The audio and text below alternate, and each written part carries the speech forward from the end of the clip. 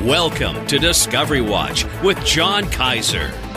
I'm your host, Jim Goddard. I'm speaking with John Kaiser. Welcome back to the show, John. Jim, it's a pleasure to be back.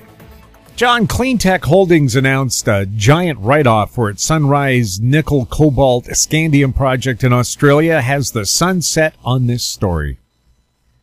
In a way, yes, and in another way, no. In the May Discovery Watch episode, I talked about an open letter that CEO Sam Riegel had written to the end-user community, complaining about its unwillingness to secure long-term supply in metals for which there will be much higher demand in the future due to innovations such as electric cars becoming a mainstream reality. And he argued that the traditional investment community, when it looks at mining projects, only looks at the current metal price adjusted for, long-term prices based on depletion of existing mines, new ones coming on stream, and macroeconomic growth, and never takes into consideration the potential disruptive demand spikes that could come from completely new applications.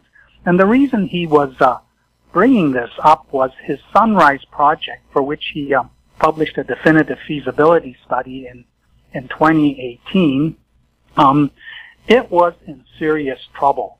When they published it, it had a $1.4 billion after-tax net present value and an internal rate of return of 19.1%, which was, not that great, should have been a little higher. And the capex was about $1.3 billion. So the NPV kind of was good relative to the capex, but it was based on $30 cobalt and $7 nickel plus a $1 premium for the nickel sulfate version that they plan to produce from the Sunrise operation.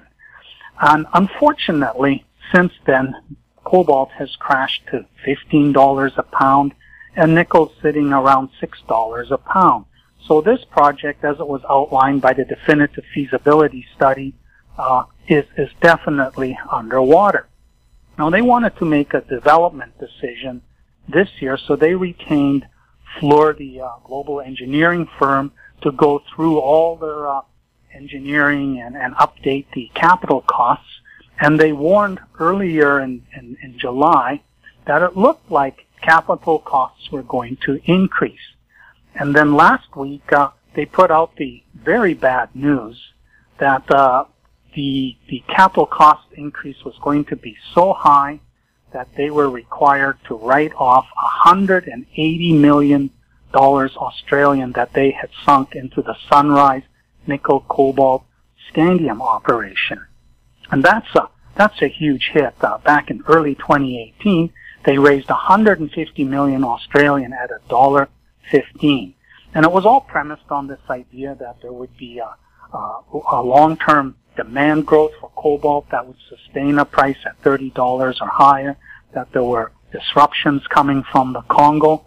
But the battery industry has really worked hard to decrease its reliance on cobalt, coming up with alternative ways that either do without cobalt or do with a lot less than was originally expected. And the whole cobalt bubble came apart. And, at the current prices, this project will not be developed. And if capex is going to be even higher than $1.3 billion, well, then it certainly is not going to be developed. So it really looks like the sun has set on the Sunrise project. The company still has $40 million in the treasury, continues to work on its water purification projects. This is different from what Scandium International Mining announced a couple of months ago, where they proposed to take the waste streams from the copper oxide mines in the United States and recover metals in it that get dissolved and that otherwise get pumped back into the heap leach, where they disappear to never being recovered.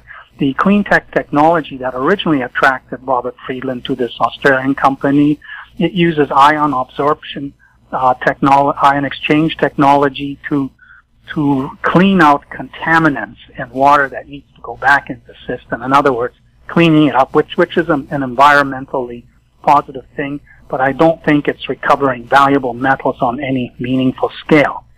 Now, is the scandium story over for cleantech? Well, they've put out a press release saying they've staked additional ground in New South Wales. They've even got something to the east of Sunrise they call Sunrise East. It seems to be a copper target. So it looks like they're almost going back to original discovery exploration. However, about a week ago, they put out an announcement about an offtake, a scandium offtake deal with a U.S.-based company called Relativity Space. Now, this company uses 3D printing technology to make aerospace parts, and they're also working on a space launch rocket they call Terran-1. And this deal was going to be a collaboration where cleantech would work with Relativity Space to come up with aluminum scandium alloys that would work for this 3D printing method. And we know from Scamalloy that Airbus pioneered that it's a powder involving aluminum, magnesium, scandium, that this works very well for 3D printing because it can be weldable and layered and through additive layering build up the product. And there's a lot of work now being done with aluminum scandium wire rod where that gets fed in and melted rather than dealing with a powder which has its own complications. Now the deal was described as binding, but it really isn't. It says that the price is fixed, but it's not disclosed, but that Relativity can specify how much scandium it will take from cleantech, and it can also abandon the deal with notice, and it's not defined whether notice is like 2 years or 1 month notice. And of course, it's conditional on cleantech coming up with a scandium supply. And with the sunsetting on the main Sunrise project, which was going to have 75 tons of scandium as a byproduct from a quite low grade, 60 ppm, that was going to be as a byproduct from the nickel cobalt extraction process. Well, what's the point of announcing this deal? We have to look a little deeper as to why would they write off $180 million that they sank into this nickel cobalt play, which was substantially larger than an earlier definitive feasibility study that they had done on the scandium enriched portion of that project. Now, the scandium is like the ring of a donut with the nickel cobalt laterite in the middle. The scandium's depleted in that if it's only 50 to 60 ppm. But in that outer ring where the nickel and cobalt are depleted too low to be of any value, the scandium grade jumps up into the 300 to 600 ppm range, 10 times what they were hoping to recover from the main Sunrise project. But the reason they shifted to the nickel cobalt story was that was a much larger scale project. The Scandium project was small scale because the current scandium market's only 15 to 20 tons from various byproduct sources.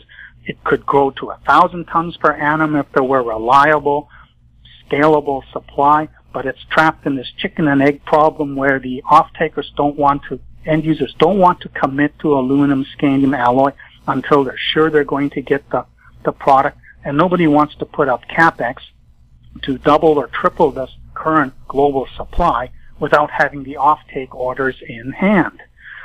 So they had shifted all over to the new Sunrise project and kind of left the Syerston scandium-only project to the side. And because you can only permit one mine on a project, not two, the Scandium project was basically dead. But by writing off the $180 million sunk into the main Sunrise project, and basically telling everybody the flow sheet and that we've come up with, the capex very, very high, the prices of the main metals, nickel and cobalt, are too low to sustain it. This project's not going anywhere until there is a substantial increase in the price.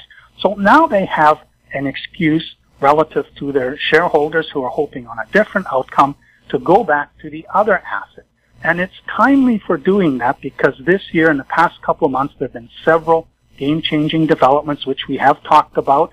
There's the one where Scandium International announced its copper oxide leach recovery strategy where they could potentially recover scandium as a byproduct of this process. There's a dozen such mines in the United States where this could conceivably set up. And Rio Tinto also announced that from its titanium slag upgrading process in the Sorel Tracy facility in Quebec, it is now able to recover scandium as part of the upgrading process. And the reason these two developments are game changers is they each could probably generate 50 tons of scandium annually as through these byproduct sources. And they could do so gradually, and they can thus develop the offtake market in stages, make it available to them as they want it. And this is what this market needs. It needs to go from beyond this 15 to 20 tons per annum supply up into the 50 to 70 ton per annum supply, so that projects such as Syerston and Minden, which are going to produce 35 to 50 tons per annum initially, aren't doubling or tripling the existing supply. They are actually adding to it. So I think the announcement, although it seemed very depressing, is a signal that Cleantech Holdings is pivoting back to scandium, is recognizing what's going on. It still has to initiate the formal permitting process for the Syerston scandium-only project, which may take a year or two to get done. But by then, this is how long it's going to take for Rio Tinto and Scandium International to anyways get their gradualist supply of scandium up and running. And by then, the world will want a lot more scandium for the aluminum scandium alloy. And so doing this deal with Relativity Space, although it is a meaningless deal that's not binding in any way, it's a signal that Cleantech is still in the scandium game, is cultivating relationships with potential end users, and watch for them to become more specific about what they're going to do next with the Sunrise project, on which the sun seems to have set, but I think will rise very soon with the original scandium project as its focus. We'll have more with John Kaiser right after the break. Media recognition from Bloomberg, Reuters, recycling trade publications. Patented process for 100% recovery of critical metals, including cobalt, lithium, nickel, manganese, aluminum. American Manganese is focused on recycling lithium-ion batteries for electric vehicles. American Manganese trades on the TSX Venture, AMY, the US, AMYZF, and Frankfurt 2AM. For more information, visit AmericanManganeseInc.com or phone me, Larry Ray, at 778-574-4444. Welcome back. We're speaking with John Kaiser. John, Skeena Resources has done very well over the past month. Is it just tracking the price of gold, or is there something else going on? Jim, there was a very big development on July 6th when the company announced that it had reached a new deal with Barrick to acquire 100% of the SK Creek project. Last year, they set the clock ticking on a one-year timeline, after which Barrick would have the option to either sell the project 100% to Skeena for a bunch of cash, or back in for 51% by reimbursing Skeena for about 3 times what they had already spent on the project. And so Skeena would end up as the minority 49% partner. Barrick would become the operator.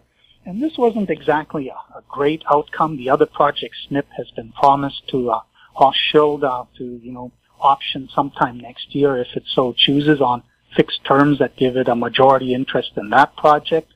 So the company's focus this year was really on just spending money, upgrading the existing PEA to PFS category, and that involves infill drilling.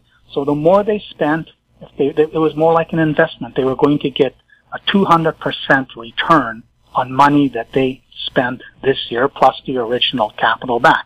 And that wasn't really that great from an investor point of view, because late last year, and this was when we last talked about Skeena in Discovery Watch, they reported encountering some very interesting gold-silver mineralization in what's called the lower mudstone unit. It sits below the contact mudstone, which is the host for the SK Creek deposit. All the resources on which they are based their PEA on in November last year is in the footwall to the contact mudstone. It's the feeder zones going through the rhyolites. It's the 21A zone to the south, the 21C zone to the north. Some of it's open pitable, some of it's underground mineable. And when they put out the PEA, they had sort of a $13.25 base case price. They came out about $635 million after-tax NPV in Canadian dollar terms. They did a sensitivity at $1,700, which nearly doubled that. Today, gold is almost $2,100, so this has gone up significantly.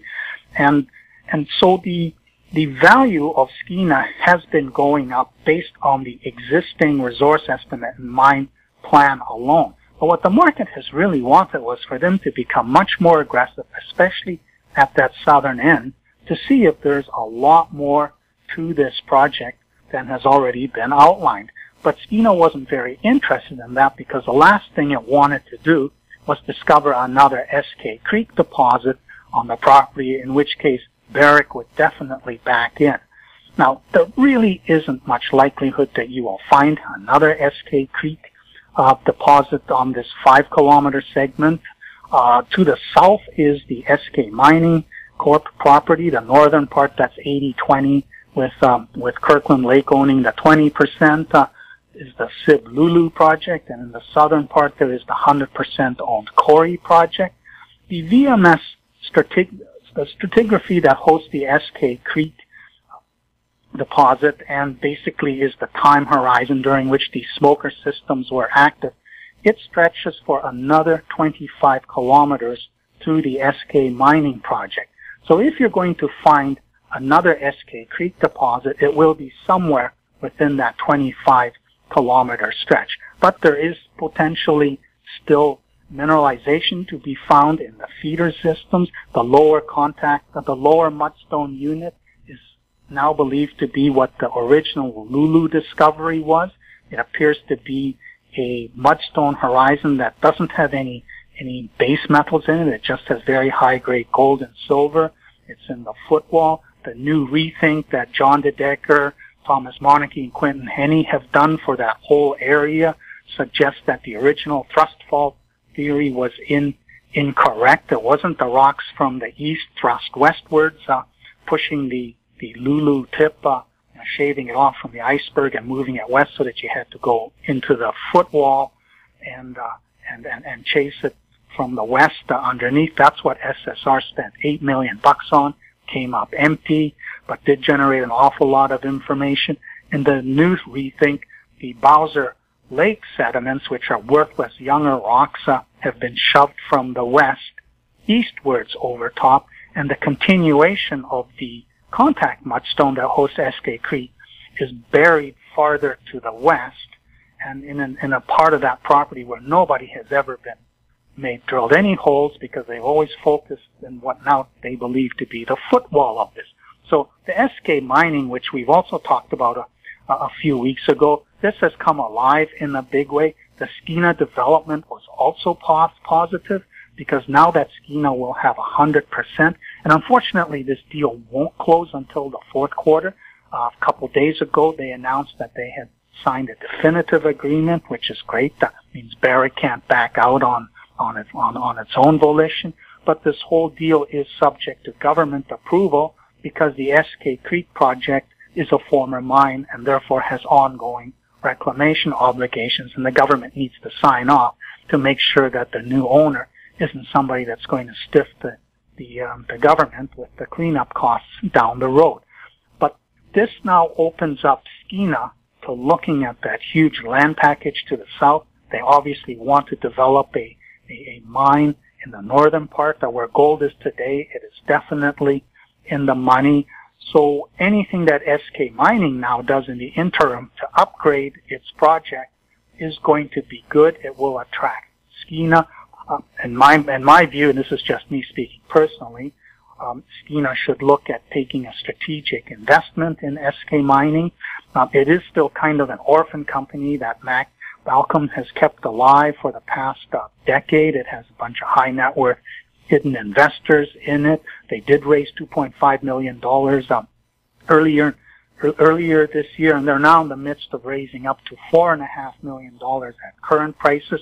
They've been pulled all the old core out. They've done new geochemical assays for it. They're conducting a geophysical program, and they've now come up with additional evidence that this 25-kilometer strike of this prospective VMS stratigraphy, it gets offset to the east by a fault right around the middle, where the Jeff and TV targets are. And even at the southern end, Cumberland and Tet, they've gone into the field and come up with evidence that the past exploration has just barely tickled the potential of this area. So this project is coming alive in a big way. I've done an updated outcome visualization for what an SK Creek project deposit would be worth if you found it today. And in terms of the existing fully diluted for SK mining, if there were no further dilution, that would be a $21 stock. So Skeena itself is on track now as a gold optionality play, tracking the increase in the price of gold. Barrick, they will have to issue 22.5 million units to Barrick, which now becomes an equity stakeholder, ultimately owning 17% of the company. This is probably all due to Mark Bristow, who came on board after the original deal was done, probably looked at this and said, this is stupid. Let's do a win-win deal. They also clip a 1% NSR, but Skeena can buy that back for half of that for $15 million. So all of this is coming together in a very nice way for this land package that starts at the northern end where the SK Creek deposit was found in 1989-90 and stretching another 30-40 kilometers to the south with 30 kilometers of that representing relatively underexplored SK Creek type country. We'll have more with John Kaiser right after this.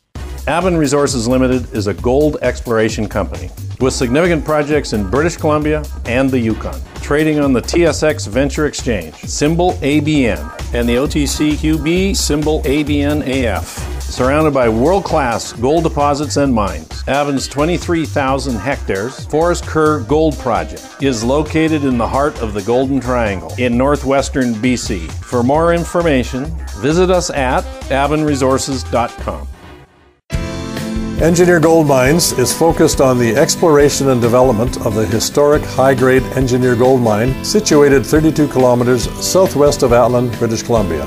Engineer Gold Mines is fully permitted for surface and underground exploration with the drill program now underway. Engineer Gold Mines Limited trades on the TSX Venture Exchange, symbol EAU. For more information, please visit us at engineergoldmines.com. Welcome back. We're speaking with John Kaiser. John, Tri-Origin Explorations, about which you've talked about quite a bit on Discovery Watch, bottomed out at a penny in March, but has since risen to 7 cents despite planning a rollback. What's the story there? Jim, that is a bit of a mystery to me, and as a shareholder in this company, I'm rather pleased that this is happening. The company currently has about 150 million shares, fully diluted, and has never been rolled back since Bob Valiant took it public decades ago. What intrigues me about the company is that it has 2 projects in Ontario, which are existing systems of gold mineralization that have seen drilling in the past, but that have plenty of room for a major rethink, chasing it down plunge, chasing a long strike, both the North Abitibi, which is on the Ontario side of the Casa Berardi trend, and the Sky Lake, which is between the Red Lake and Pickle Lake camps. They both have district scale property sizes packages so that it's not just drilling in and around the existing systems and seeing if you can make it bigger and make it blossom at depth, the way Amex has done with the Perron project, which was around for decades, and nobody seemed to could ever make it bigger until some aggressive drilling over a year ago showed that there's something else going on. And that now, which used to be a 5-10 cent dog like Tri-Origin is today, it's now a $3 stock with 15-20 million bucks in the treasury, and showing that there's not just a lockdown plunge there, but potential along the whole trend of that land package that they own. Tri-Origin has the capability of generating a similar type story. But Bob Valiant couldn't get anybody's interest. Last year, he tried to do a 3-cent financing, had to get a pity waiver from the stock exchange to allow him to do it below a nickel. Even that didn't attract anything. And during in the first quarter of this year, he finally capitulated, listened to all the whining from Bay Street saying you have too much paper out, you need to do a rollback, then we'll come finance you.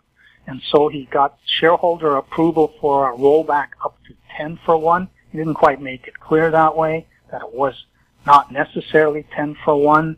But strangely, the stock started going up anyways since March. And about July 10th or so, he finally said, okay, it's going to be a 5-for-1 rollback. And this annoyed me because I was seeing this market blossoming, where we are in the beginning of a major junior resource sector bull market.